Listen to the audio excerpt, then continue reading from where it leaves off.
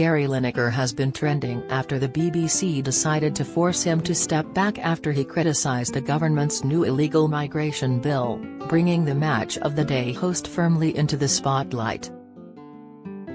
He questioned the use of language towards refugees on Twitter, and his post was met with a backlash, and the BBC's controversial decision led to several of Lineker's colleagues boycotting the broadcaster in solidarity. Saturday night's Match of the Day lasted for just 20 minutes, with no analysis, punditry or commentary, and tensions are still simmering away today. But who are the people behind the sports pundit? Here we take a look at his home life, including his 4 sons, his girlfriend, and his unusual relationship with his ex-wife. What do you think about the Lineker drama? Let us know in the comments. His love life. Gary Lineker, 62, lives in London, where his ex-wife, Michelle Cocaine, is also thought to reside. They married in 1986 and remained together for 20 years, but eventually, Michelle left Gary citing unreasonable behavior, saying he had caused her stress and anxiety during their relationship. In 2007, he began dating Danielle Bucks and they later married in Italy, despite a 20-year age gap between them. Unfortunately, their marriage paled in comparison and only lasted for 7 years, with the pair divorcing in 2016. It was reported at the time that they broke up due to different opinions on starting a family. Speaking in 2019, Gary explained, "Danielle and I are best mates, we still speak 3 times a day, we text all the time. When she comes to London she stays with me, and when I go to LA I see her." The pair reunited for a festive knees-up, 6 years after they split. Taking to Instagram, the mother of 2 shared a snap of her ex-husband alongside her eldest daughter, Ella, who she had in a previous relationship with Adam Willis. Captioning the photo "Our annual Christmas dinner," the pair were seen beaming, wrapping up warm in long coats. "Always a delight," added Gary as he posted the pic to his 1 million followers. The sports presenter previously explained how he continues to keep in touch with his ex-wife, and Danielle's current husband never gets jealous of their relationship. "Has not got a jealous bone in his body," Gary said to the Radio Times. "We get on really well. We go out for dinner when I'm in LA. It might be unusual and people might go, 'That's weird,' but, frankly, I don't care. What is normal? Is it better to get divorced and end up fighting, screaming and shouting? Or is it better to get on if you can?" Since their split, Danielle went on to marry Nate Greenwald in 2019, an American entertainment lawyer, whom she went on to welcome now 4-year-old daughter, Romy, with. Then Gary was rumored to be dating chef Gizzy Erskine after the pair were spotted at All Points East Festival. The duo entered the backstage Ray-Ban area together, but Gizzy made sure they were pictured solo. When the cameras stopped clicking they couldn't seem to get enough of each other. Speaking at the time, a source said, Gary was there with his mates but seemed to only have eyes for Gizzy. But it is now believed the pair are just friends. How he broke the BBC news to his children. Gary has 4 sons named Harry, Tobias, Angus, and George, who were in touch with him as the story unfolded in the past few days. The Sunday Mirror reported exclusively how George shared that his dad initially put on a brave face to his sons after he was axed from the show, sending them a thumbs-up emoji. But he later broke down when he learned that Alan and Ian had all refused to step in, going on strike in support of him. George continued when explaining how the brothers had reached out to their dad after the news. After it all kicked off, Me and my brothers messaged him saying, "We're proud of you," and he replied, "Cheers boys," with a thumbs up emoji. Later he told us that had been so overwhelmed by the support. He wrote, "Shearer and Righty backing down made me emotional, it means a lot to me." I think he did cry when he found out about that. The support has been a positive thing to come out of this. I've been messaging him today, just saying, "How are you doing, Dad? How are you holding up?" And he replied, "All good."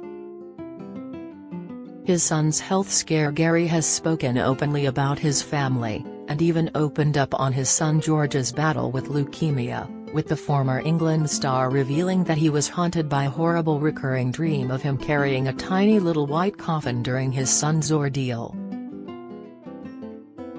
George had a course of chemotherapy during a 7-month stay in hospital after he was diagnosed with acute myeloid leukemia at just 8 weeks old. And Lineker has opened up on how the harrowing ordeal affected him as both a father and a footballer. Lineker, who starred for the likes of Barcelona, Tottenham and Everton during his storied career, was still playing professionally when he first took George to hospital. Speaking to the Athletics The Moment podcast, Lineker recalled, "It was the middle of November '91 when we first noticed that he had some kind of issue. It was like a little spot or bump on his forehead.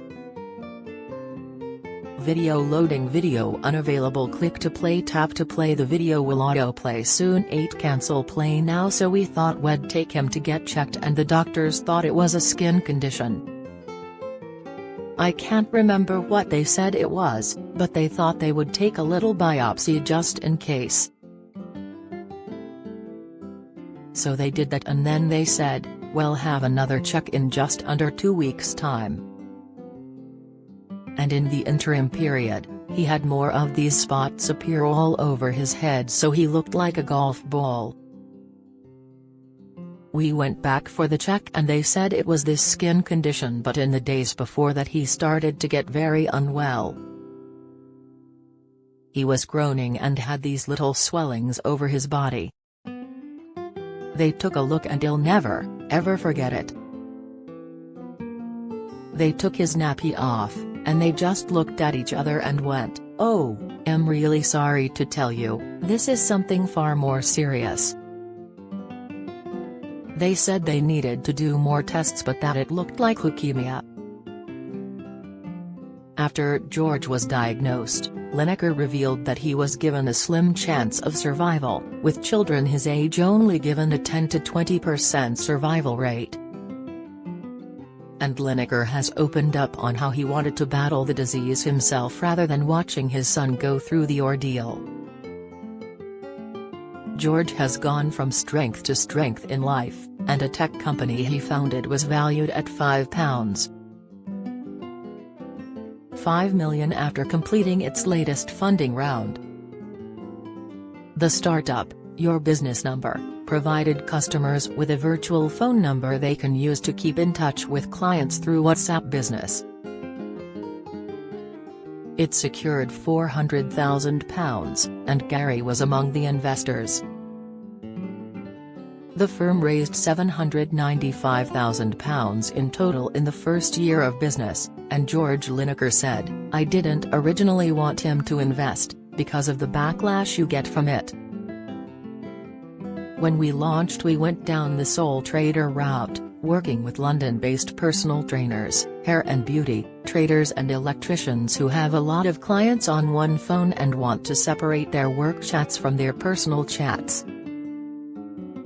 But we've since got a bit of traction from estate agents, accountancies and recruitment firms.